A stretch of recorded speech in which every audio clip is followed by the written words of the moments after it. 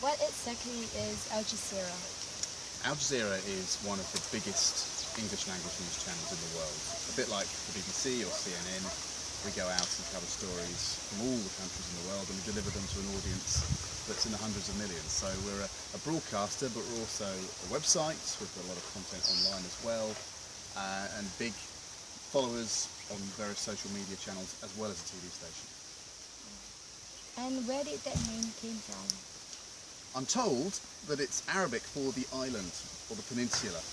I don't actually know who came up with the idea of the name, but it's I suppose the idea that all the news in the world is coming to one place and then is being distributed from that place out. We're based in Qatar in the Middle East, in a city called Doha, and I think that the name came from there, but I must admit, I've never been asked that before and you've got me. Okay, but what do you think of Samoa? It's beautiful. I mean, look at the weather, look at the landscape, it's stunning. We often go to countries just after they've had some natural disaster.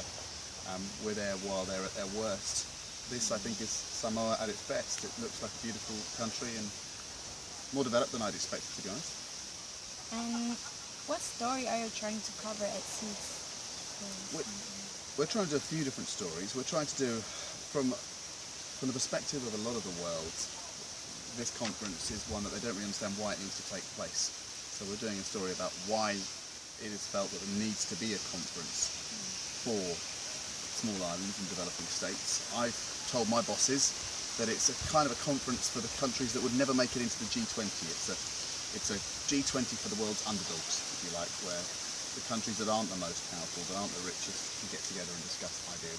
So we're doing that, and we're also doing some stories about some of the issues being discussed at SID. So things like sustainable energy, sustainable economies, empowering women, those sorts of things as well. And what advice do you have for me as a junior reporter?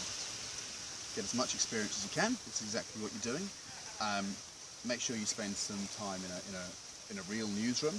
Not necessarily a bureau like we are. We're very small and we're on a kind of... In Sydney there's only myself and a cameraman, and it all really takes place between the two of us. But I think crucial is to sit in a newsroom where ideas and stories are coming in from all over the world and see how the decisions are made as to what to cover, how to cover it, what not to cover. You also understand a bit then about the logistics involved in news gathering and the fact that money comes into it to a large extent, which is why some countries don't get as much coverage as perhaps they deserve. They're expensive to get to, expensive to cover, dangerous to cover, dangerous to get to sometimes. You get a kind of a broad understanding of the way the news world works, so experience is the number one thing I would say. All good? Thank you. No problem. Nice to meet you.